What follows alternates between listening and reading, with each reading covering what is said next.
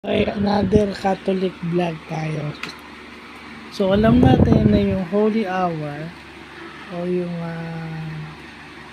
Good Hour is parang isang oras kang in prayer and meditation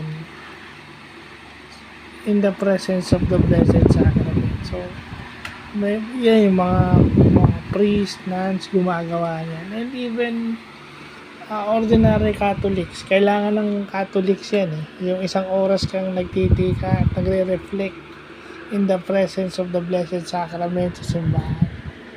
So, good hour ang tawag dyan.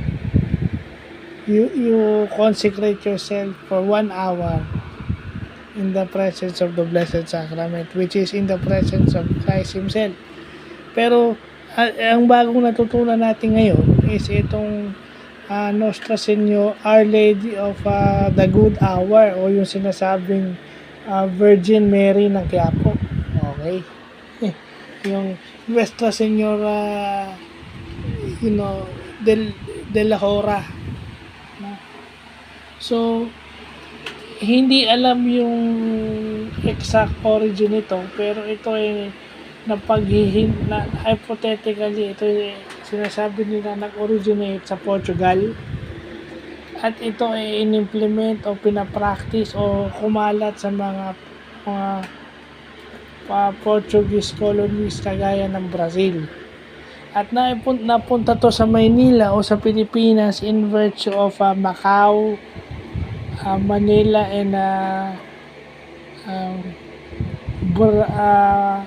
Macau, Manila, and Portugal trades, o even yung mga galleon trades, di ba? From Macau, then mapupunta sa Manila. Yung from Macau, bago pa makarating sa Macau, nasa Portugal galing, or even sa Brazil. So doon na develop yung devotion sa Our Lady of the Good Hour. So yun yung mga Catholic vlogs na kailangan nating malaman, no, as Catholics, no, lalo na yung mga kaya pala na natin na may yung sinasabi nila may mga devotion sa Birhen ng Quiapo. Well, ngayon ko lang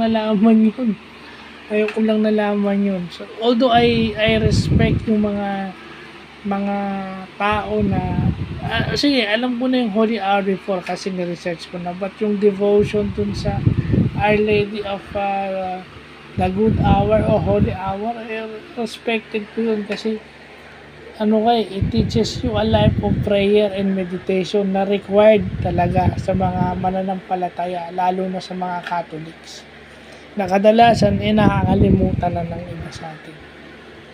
So, yun lang po.